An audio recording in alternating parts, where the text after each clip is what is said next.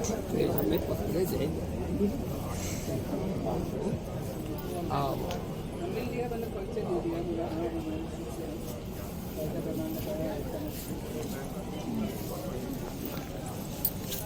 ओहो, बता दीजिए।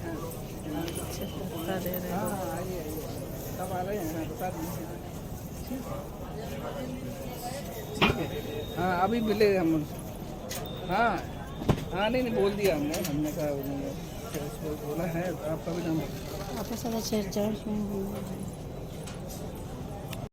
यानी 4 कुंभ तो पृथ्वी पर होते हैं, 4 पाताल में होते वेद भगवान कहते हैं, और 4 देवलोक में भी कुंभ होते हैं। कुंभ यही नहीं होता है, पृथ्वी पर 4 स्थानों पर होता है। वे क्यों होता है, कैसे होता है, ये मैं वैज्ञानिक साइंस के आधार पर बताता हूँ। जो वर्ग काल में साइंस पढ़ते हैं आप देखिए, पृथ्वी नवग्रहों से उसमें आती है। पृथ्वी हमारी भूमंडल, उसमें जब जीव ग्रह यहाँ प्रयागराज में कुंभ माघ में इसी समय क्यों, तो पुराण में शास्त्र आता है, वेद का मंत्र का अनुवाद पुराण में है। यदा सूर्यस्य चंद्रस्य तथा तिष्यो बृहस्पति, जब सूर्य चंद्र बृहस्पति एक रास में आ जाते हैं तो पृथ्वी पर सात्विक हाँ व्यवसाय देने लगते हैं। ध्यान दीजिएगा। और ये 2 तरह की होती हैं। एक वर्तमान समय में इसे कह सकते हैं ऑक्सीजन प्रदान और कार्बन डाइऑक्साइड प्रदान। तो जीव बृहस्पति को पुराण में जीव ग्रह कहते हैं, प्राण है।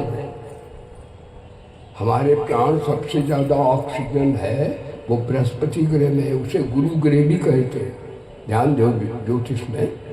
तो जब वो और सूर्य आत्मा, सूर्य तो बिना एक दिन निकले नहीं तो प्राण सूखते हैं, भगवान है वो तो सूर्य भी सात्विकता के प्रति, बृहस्पति के। चंद्रमा यद्यपि दल बदलू है, लेकिन पूर्णिमा के दिन चंद्रमा जो है पूर्ण सत्वगुण का प्रतीक होता है। तो यदा सूर्य और इस समय तीनों आ गए। जब तीनों आ गए तो सात्विक, अब पृथ्वी आप्यायित हुई उसी क्षेत्र से ग्रहों के, तो उसका जो प्रकाश पड़ता है उसी को हम कहते हैं अध्यात्म दैवासुर संग्राम।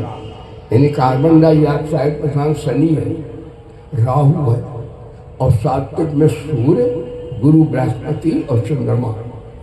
तो ये ऑक्सीजन प्रधान है और वो कार्बन डाइऑक्साइड प्रधान है। ध्यान दो। तो इस समय ऑक्सीजन प्रधान, जीव प्रधान, शक्ति प्रधान ग्रह इस समय उनका पृथ्वी आ गई उसके सामने।